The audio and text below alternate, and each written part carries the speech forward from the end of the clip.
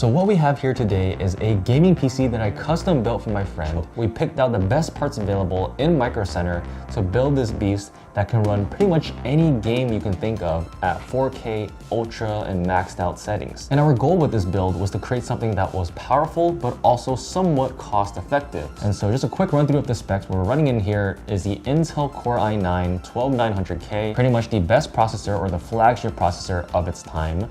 We are currently on the 14th generation, so 12 is, about 2 generations back. In terms of the RAM, we kind of went overkill with it. We have 64 gigs of DDR5 RAM, and currently it is running at 4800 megahertz. That is just the limit that the processor can handle. We have a 4TB NVMe SSD in here from Western Digital, along with the Asus RTX 4090. And all this goodness is housed inside this NZXT H9 Flow, which I gotta say looks absolutely amazing with how much visuals you can get out of it with the glass panels. We are running a total of 10 fans in here, 7 of which are RGB and 3 on top are non-RGB. So in this video today, we're gonna be going through the entire build, putting this thing together, and there are some minor changes that were made to it, and you'll see that kind of progress along the way. But this PC, I gotta say, is super fast, super snappy, and all of it came out to just around $3,000. So if you guys are interested in building one of your own, I will leave all the parts in the description below.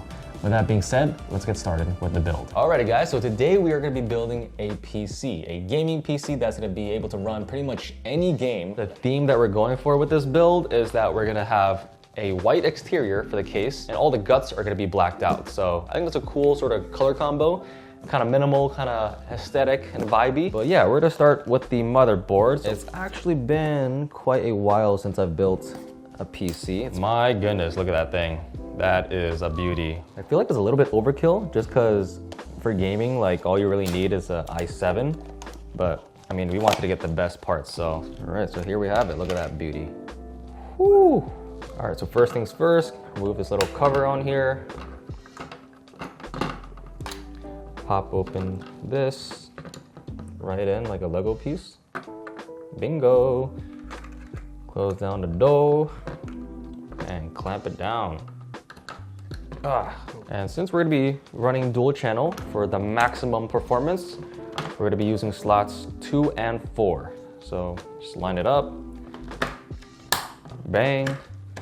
Bang. We have the SSD. This is a WD Black, the SN850. I actually use one of these for one of my MacBooks as an external drive, and it's pretty sick. 4 terabytes can fit in this little chip. Yeah, what a beauty, I gotta say.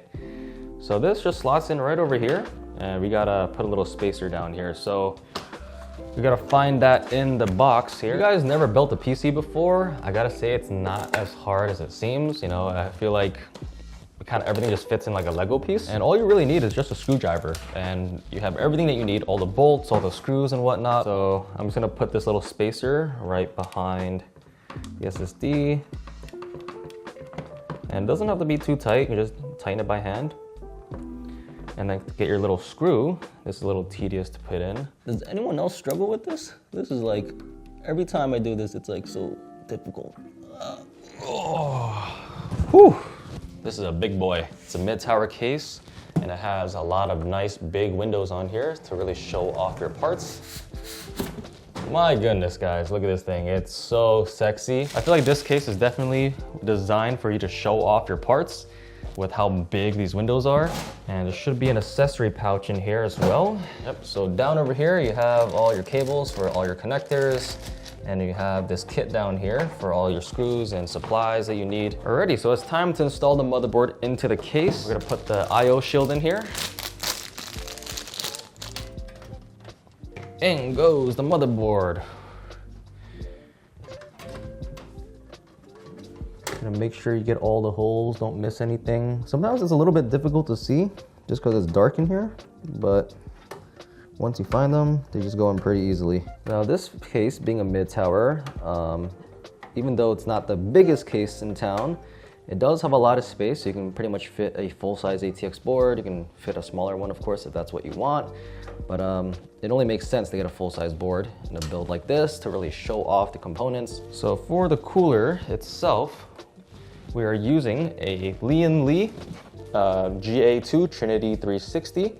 So you have 320mm fans on here with a nice radiator. We're not necessarily sticking to any brand for this build. It's not like we're doing an all NZXT build, all Asus build or anything. We're kind of just mixing and matching whatever components that was within the budget, so to speak. First of all, we have all our cables and whatnot, all the brackets.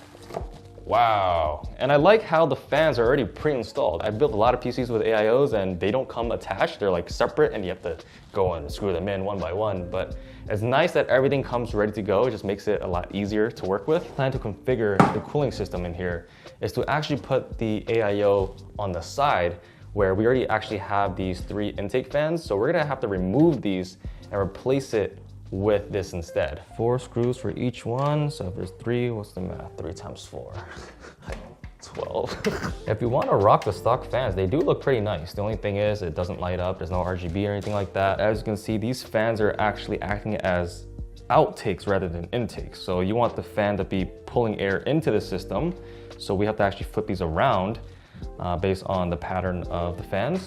And I'm not sure if these are daisy chained. Oh, they are. Wow, I didn't know that they're all connected. All right, so now all we do is just take this whole entire thing and just go flip-flop, just like that. So now we're gonna have airflow coming in, sucking in this way into the build, and it's gonna kind of travel this way, and we have an exhaust here, and it's gonna push air out, and it'll just passively leave the top as well. We're also gonna be putting a whole bunch of fans on the bottom here to pull in air from the bottom, so the whole airflow is kind of moving in an upwards in a sideways direction. So now we're gonna install this main unit. Before we do that, we're gonna have to install a bracket on the rear side. And we're gonna peel off this protective tape on here.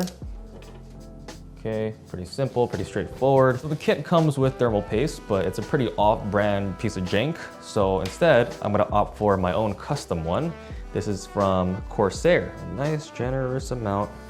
It looks messy now, but we're gonna clean it up a little bit. And as you can see, it's filling in those hexagonal shapes.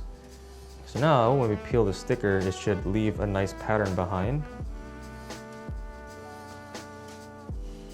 Voila, look at that. And it's just gonna require a little bit of force to really get the screws down in there, and they are spring loaded, so you're gonna have to really fight against the pressure. And then we're gonna go ahead with the screwdriver and just torque everything down nice and tight. And don't be afraid to push. This stuff is flexible and it's meant to flex a little bit. Voila, alrighty. So I'm gonna go ahead and start tucking away some of the cables to create some space so we can install our GPU in here. RTX 4090 from Asus. This is their TUF Gaming Edition with an overclock. Dun, dun, dun, dun, dun, dun, dun, dun. Ooh. Wow, look at this beast. Boom. Wow, this thing is tight. Like, you look at the clearance right here, it's like basically touching. So the way we're trying to configure the air cooling in this is we want air to be sucked in from the outside in, from the bottom. So we have to orient the fins this way. So when we put it down here, all the air is being sucked in.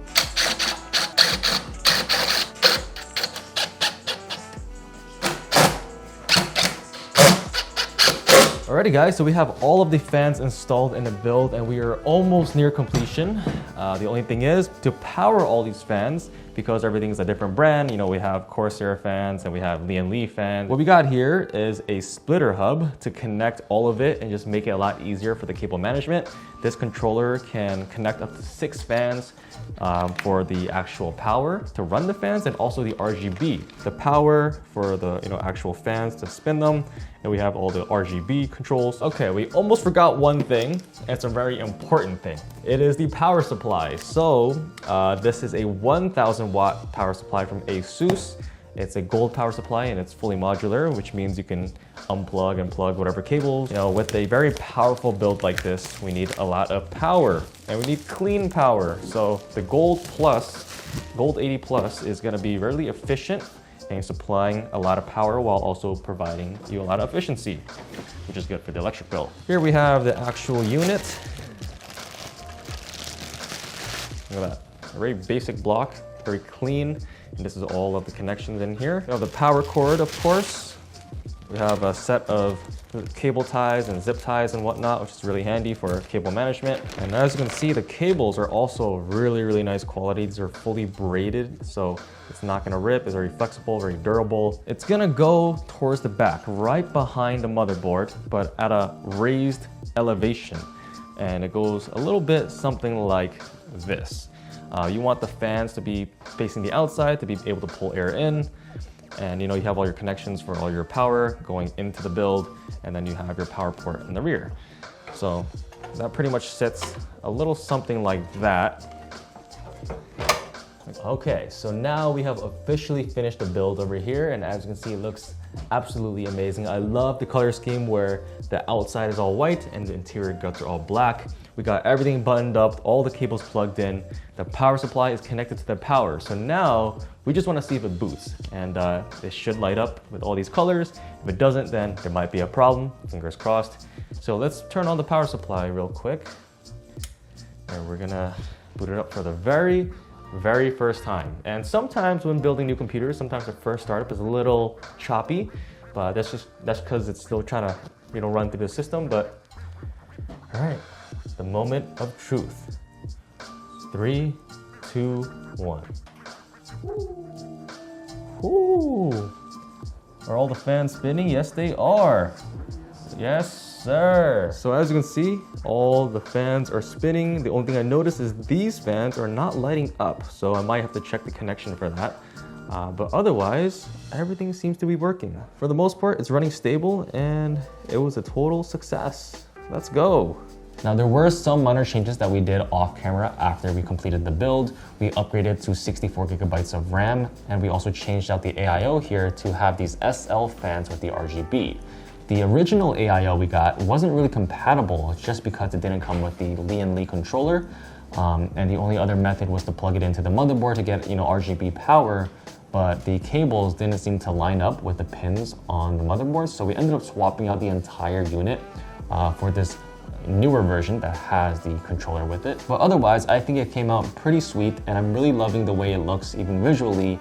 We went for a white and black theme, very casual, very calm and sleek, and I really hope that my friend who I built this for is gonna really enjoy it. And with that being said, because this is built for someone else, I wasn't able to get too many benchmarks in and really start testing it, but just from the basic usage and just setting it up and whatnot, going through the softwares, I can tell that this thing is really quick and it's gonna be a beast when it comes to gaming. You can pretty much run any game you want at 4K and ultra or ultra high graphics, maxed out graphics. This is pretty much the top of the line stuff, and I wanna say it's a little bit overkill for gaming a lot of times, especially with the 64 gigabytes of RAM. But the RTX 4090 is pretty much known for its superb performance and that it can run pretty much anything, being the flagship GPU on the market. If you guys enjoyed this video and this build, make sure to drop a like and a comment below. If you haven't subscribed already to the channel, make sure to do so and turn on the post notifications to see when I upload. With that being said, thank you all for watching, and I'll see you in the next one. Peace.